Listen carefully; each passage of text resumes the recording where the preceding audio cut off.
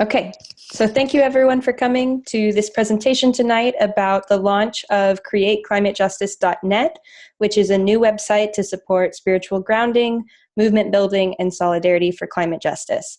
And the three main organizations, which I'll introduce in more detail, are Ministry for Earth, the Green Sanctuary Program of the UUA, and the United Nations Office of the UUA, who are kind of bringing this work together.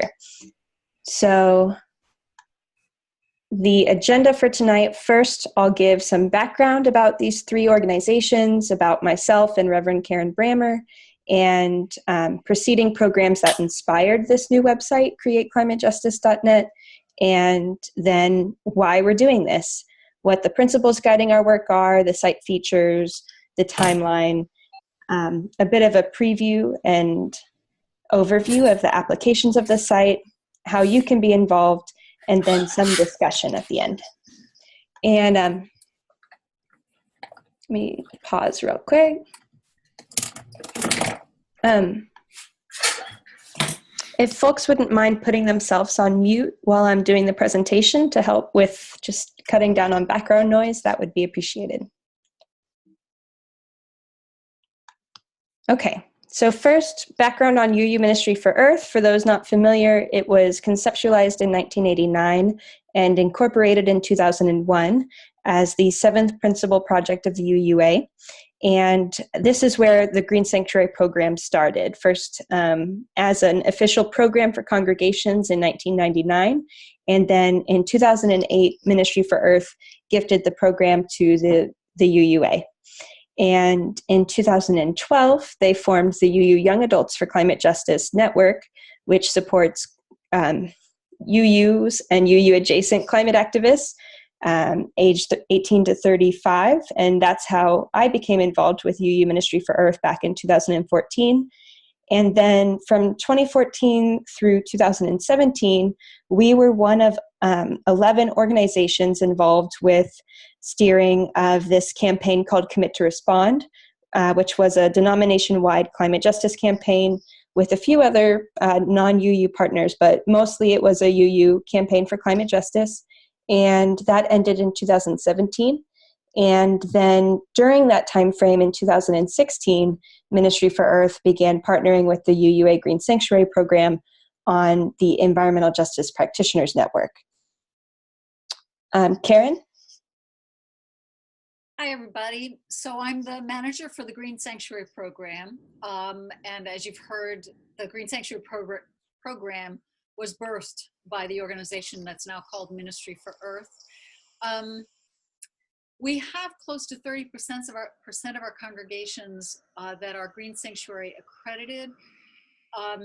Many of you know probably that there are 4 focus areas that are all intended to help congregational leaders bring the entire life of the congregation forward, not just one particular project. We are working at building a movement of congregational leaders and other their UUA staff like to call UU adjacent organizations, people with whom our values are in alignment, to build movement around climate. I also wanted to say that while 30% of our congregations in the Green Sanctuary program, in the UUA are Green Sanctuary accredited, it's a real new thing that we're understanding that environmental justice and climate justice require a higher level of congregational collaboration with frontline communities. And that's where the Environmental Justice Practitioners Network was birthed. I'm guessing you are ready for the next slide. Thanks. So we don't have a United Nations office representative here tonight, but we wanted to include them on this PowerPoint. The United Nations office, or UNO for short, began in 1946, really, with the first Unitarian delegate to the UN, and then Universalist representation began in 1950 when both Unitarians and Universalists supported faith representation at the UN. Then in 1956, together the Universalists and Unitarians, before they merged in the 60s, convened the first annual United Nations seminar at the Church Center, which the United Nations office still hosts every year. And the UN office represents Unitarian Universalist community and UU values at the UN in a number of different ways on many issues. And the UNO started a climate justice initiative to support UU congregational climate action teams many years ago. And through Commit to Respond, the UNO was very involved in continuing to grow support for congregations taking action on climate. So they've officially partnered with myself and Reverend Karen Bramer to bring forward this new website. So just a little background about me. My title now is Program Director for UU Ministry for Earth, and I began working for Ministry for Earth, like I mentioned before, as the coordinator for the UU Young Adults for Climate Justice, which is an amazing community supporting UU young adults across all of North America. And then in 2006, I also coordinated Commit to Respond, our national climate justice campaign, until it ended last year. And my background before doing UU climate work, I went to a small college in North Texas called Austin College, and I focused on environmental studies. And then just out of college, I joined the tar sands blockade resisting the Keystone XL pipeline construction through East Texas, as well as 3 other tar sands pipelines through East Texas that are by Enbridge and by Exxon. So that's kind of where I got my bootstraps, you could say. And it's a joy to be doing this work. And on to Karen. So I've been Green Sanctuary staff for a while now. I was part of the UUA congregational life staff for 7 years. And during that time, because I was part-time congregational life staff, I was also working as a sustainable living or environmental justice organizer up in Maine, New Hampshire, and Vermont for a couple of years. I have specialized in smaller congregations since 1998 and did lots of community organizing around nonviolent direct action education, and also the anti-nuclear movement and the nuclear freeze movement prior to that.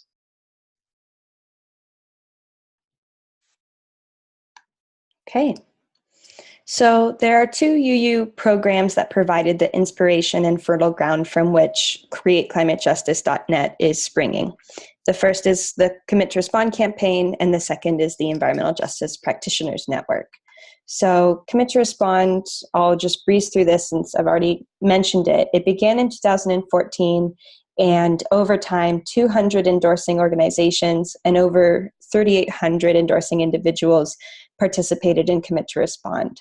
It ended in 2017, in part because its structure wasn't able to maintain. The steering committee of 11 organizations kind of dwindled down over time. And the pillars of the campaign were to shift to a low-carbon future, advance the rights of most impacted communities, and grow the climate justice movement. And the EJPN. Karen? When I started the program with Green Sanctuary back in 2013, we did an evaluation, an assessment of how congregations were doing with Green Sanctuary. And one of the things that we learned was that congregations felt, by and large, pretty isolated in their work and very often completely overwhelmed.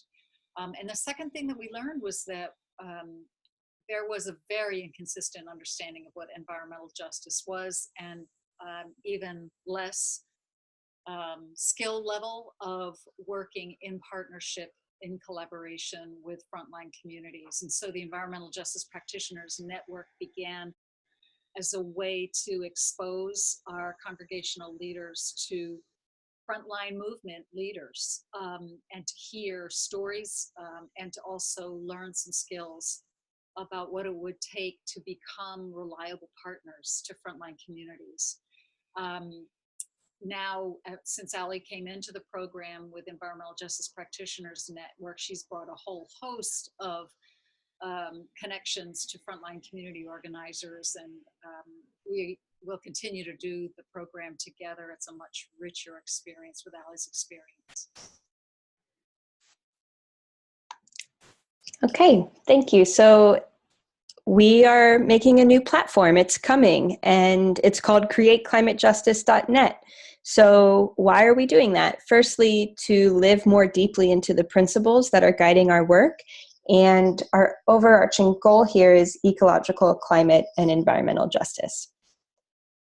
So firstly, here's the principles guiding our work. The 7 principles of the UUA, the Jemez Principles for Democratic Organizing, the Principles of Environmental Justice, established at the first National People of Color Environmental Leadership Summit in 1991, and then the follow-up Principles of Working Together that were affirmed at the second National People of Color Environmental Leadership Summit in 2002. So here are the 7 principles of the UUA, and they are the inherent worth and dignity of every person, justice, equity, and compassion in human relations, acceptance of one another and encouragement to spiritual growth in our congregations, a free and responsible search for truth and meaning, the right of conscience and the use of the democratic process within our congregations and in society at large, the goal of world community with peace, liberty, and justice for all, respect for the interdependent web of all existence of which we are a part. And then, Karen, would you mind reading the Jemez Principles? The Jemez Principles for Democratic Organizing begin with the concept of being inclusive, not just the concept, but the practice of being inclusive rather than exclusive. Emphasizes bottom-up organizing rather than top-down. Let people speak for themselves. Work together in solidarity and mutuality. Build just relationships among ourselves. And the 6th and final is commit to self-transformation. Okay, thank you. And the principles of environmental justice and principles of working together can be downloaded at ejnet.org/EJ. They're pretty long, so I couldn't really include them in this PowerPoint, and there's no way to read them too many times. So if everyone, even if you've read them before, if you wouldn't mind reading them again, it would help as we move into launching this new community together. So those are the really core founding principles. Even though these principles start, we, the people of color, here, and so we as UUs and partners launching this platform, in order for us to respect and listen to those voices, it's important for us to know the principles that were established by those communities for working together towards environmental justice. And environmental justice is a really, really key component of what climate justice is about. So those things are truly inseparable. This is what's called a word cloud. These are words pulled from those different principles and in the shape of a heart, just for people to see as a quick way to get a sense of what these principles are and how we hope to form community through them. So who is this platform for? It's for Unitarian Universalists committed to climate justice, and it's for our partners on the path of creating climate justice. So because Ministry for Earth and the Green Sanctuary Program and the UU United Nations Office missionally all serve Unitarian Universalists, that's why really we're focused on supporting Unitarian Universalists through creating this platform.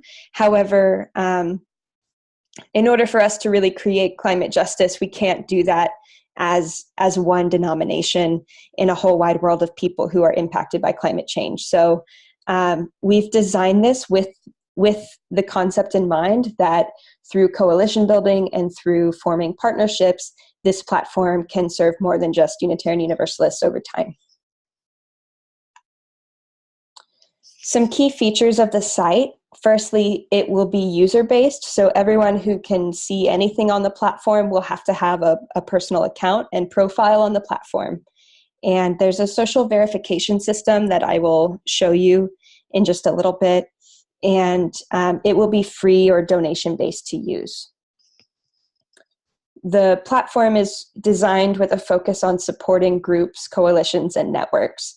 So every event, piece of news, or resource on the platform is created through a group page on the platform. And there are special features to the site, like conversation forums and things like that all exist within groups on the platform. So it's not really a place for, it's almost impossible to use the platform without engaging in community of groups. And then, as I've touched on, it's really rooted in principles and visions of environmental justice and climate justice. And this is seen in some of the design features, the way that it's created. And then also we're developing like community standards of using the platform, which will definitely be like created with the basis of those principles that we just went through. So the features are designed to support relationship building, communication, emergent strategy, movement building, and mobilization. Karen, would you cover this? We're really building quickly towards beta testing that will happen starting April 1st or thereabouts. By the 5th, we hope to have promotional materials available for different groups who are going to have different pages and other folks that we hope to be involved. By Earth Day, April 22nd, we may be able to talk about it some, but we won't be launching until May 14th. That's the targeted public launch date, because we hope through the beta testing that we will have gotten a lot of the glitches taken care of by the public launch date on May 14th. Okay, so here the next few slides are screenshots that were taken today showing the current development stage of createclimatejustice.net to help you get a picture of what it will be like and how it can be used. And so the site won't look exactly like this by its public launch. There's still quite a few things that are being worked on. And your feedback on what is difficult or what you would love to see is greatly appreciated. So this is Karen Brammer's account. You can see up here in the top right corner, there's a picture of Karen and then a drop-down menu for her account settings. And there's a bell right here, which will be a notification system, somewhat similar to Facebook, how you have a list of notifications of activity on your platform. And we'll have a news feed here. And right now, because Ministry for these posts that you see are feeding automatically from the UUministryforearth.org or UUMFE.org blog. And so any sponsoring leading organization with a blog that wants to feed it into the news feed, that is kind of part of the benefits of being one of the main organizational sponsors. And then besides that, any group moderator can make a post on the news feed.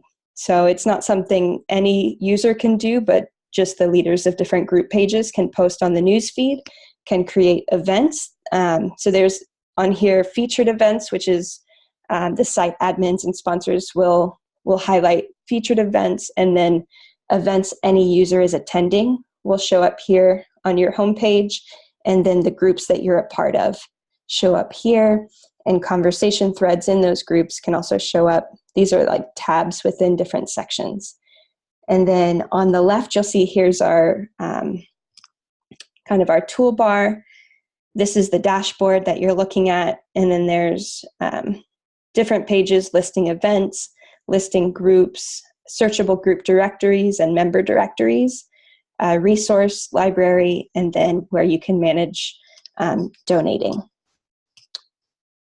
So let's go to, here is Karen's profile. If I were to click here and go to her profile, you see a picture, some basic overview information, and then if we go to groups, here's groups that Karen is a part of, my groups, and we have UU Environmental Justice Practitioners Network and the UUA Green Sanctuary Program.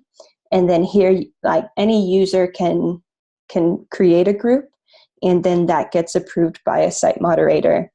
And so if I were to click on UUA Green Sanctuary Program, then what you get is a description of what kind of group it is, which we're still working on exact definitions of the kinds of groups on the site, and the web page and any other information that you want to put in the basic description. And then on the front page of that, there's the moderators in the group. And this is what shows up if you are a part of the group. If you're not in a group, there's a button that says request to join the group. So every group page will have this. This is the basic about front page of a group. Then there's a conversations forum type page, and then a members listing, events listing, resources, and subgroups. So when I click on subgroups, you can see here there's one for any Green Sanctuary congregation member who wants to be talking to other Green Sanctuary congregation members, and then a group to support people who are working on their accreditation. And each subgroup has the same tabs and the same function. So there's like a sub-thread of conversation for just people working on Green Sanctuary, and they can also share particular things within those sub-threads. And yeah, so that's the Green Sanctuary Program, just as an example for you to see what the site looks like. And here is the EJ Practitioners Network. And again, just to show you a different application. So those were kind of long-term discussion groups, community groups. Here under subgroups, just as an example, would be like a short-term kind of chalice circle learning group that one of the things we want to do with the Environmental Justice Practitioners Network is support covenanting learning communities. So just, these aren't, we're not saying, hey, sign up for this group just yet. These are just examples. But let's say we have like a 3-month or a 6-month covenant group for, 7 to 10 people. And then we would invite those 10 people to join one particular group here. And then they would have a private conversation space. We would have all the resources for the small group ministry would be on the resource tab for that group. Whenever there's a meeting, we would list all the meetings in that group. And then when I click on members, it's kind of hard because we don't have any other members in here yet, but you can email every member of a group from this platform just by clicking on that button. Okay. So here's another example. If Karen were to, let's say I'm a member of a group and she clicked on my profile, it would take her to, this is my profile. And so you can look at other people's things. And then when you email another user on the platform, a pop-up window comes up. And so then right now you can't do attachments or anything in a first message to somebody, but you can say, hi, whatever you want to say about why you want to contact another user on the platform. And then when you send, it goes to their email address. And part of the reason it's designed this way is that way there's just, a little bit more security. That person who you email would have to respond in order for you, like when you email them, they have your email address immediately, and then they respond in order for it to be kind of double linked so that you have their email address too, and you can talk about whatever you want to talk about. The other feature to touch on here with emailing people is that when you first create an account, it's unverified. And then you have to get other users on the platform to vouch for your identity. So here you would, like, let's say, if Karen wanted somebody to verify her account, Karen and I know each other very well. She could go to my profile and then try to email me and say, Allie, can you verify my account on the platform on Create Climate Justice? And then click on this box, and automatically I'll have a link to go to her page where I can verify.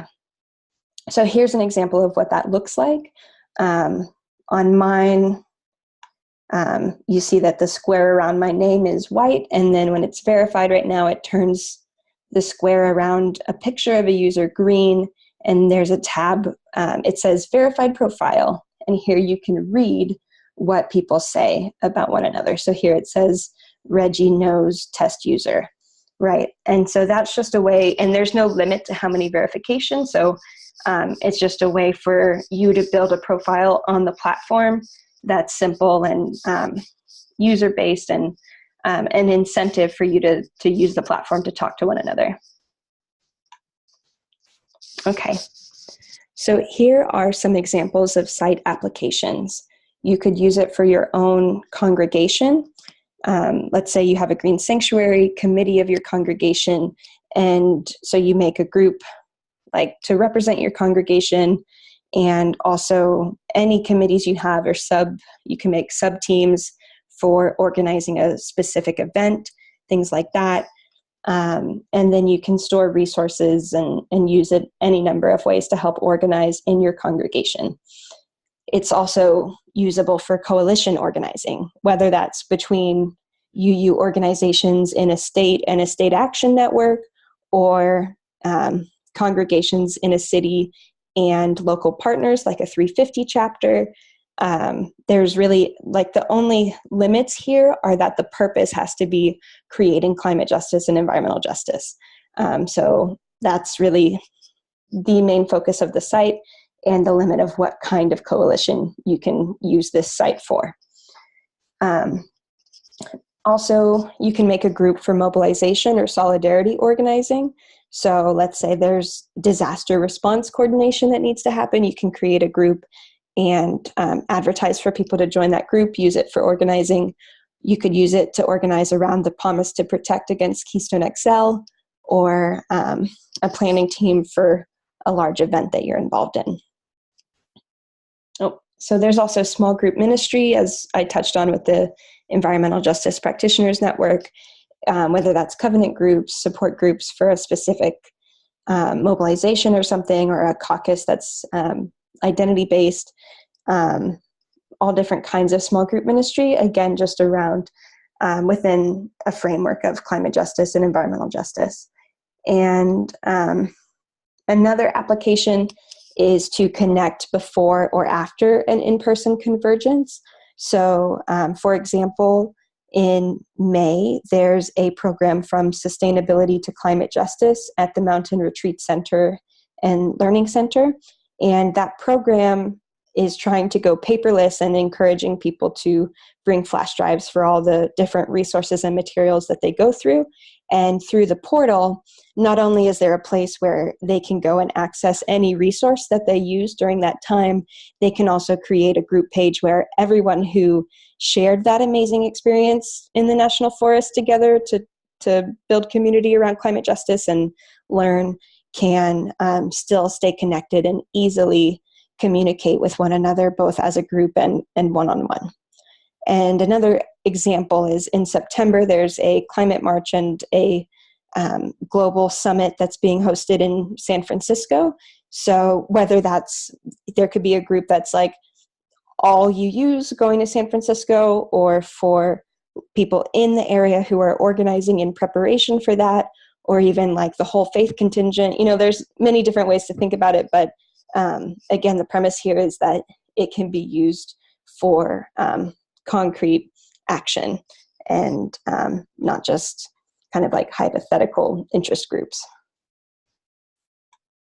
Okay, so here are ways to be involved.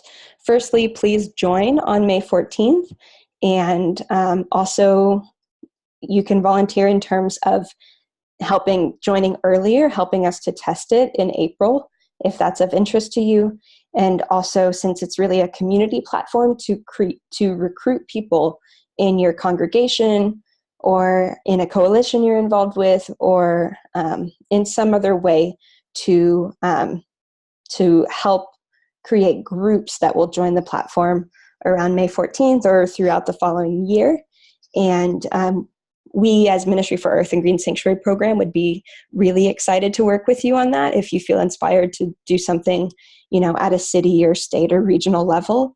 we would love to partner with you on that. And then thirdly, we're looking for people who want to be group leaders and program leaders. So that can be a reading group, a covenant group or chalice circle, again, like a regional group. And so, yeah, please communicate with us and let us know. And we'll go into that in the discussion. But also, if you're watching this on recording, be in touch and let us know if you're interested in any of these ways to volunteer more deeply. And then lastly, stewardship is something that will be required to keep this platform growing and going over time. So if you have experience with grant writing or fundraising and you're really excited about this, we would love your support. And also, the platform is free and open to everyone, but if you're willing to make a one-time or recurring donation as an individual or with your congregation or your group to talk about that and make a commitment to be stewards of the site, that would be a really wonderful way to be involved and support this project. Okay, so here's my contact information: Allie Tharp at uuministryforearth.org, and Karen's is kbrammer@uua.org. And we will have a discussion for those who are on the call tonight, but anyone watching this recording who wants to get more involved or ask questions, please email us and we would be happy to connect with you about it. Okay, and that's the end of my presentation. So I'll stop this screen share and recording and we will go into a conversation.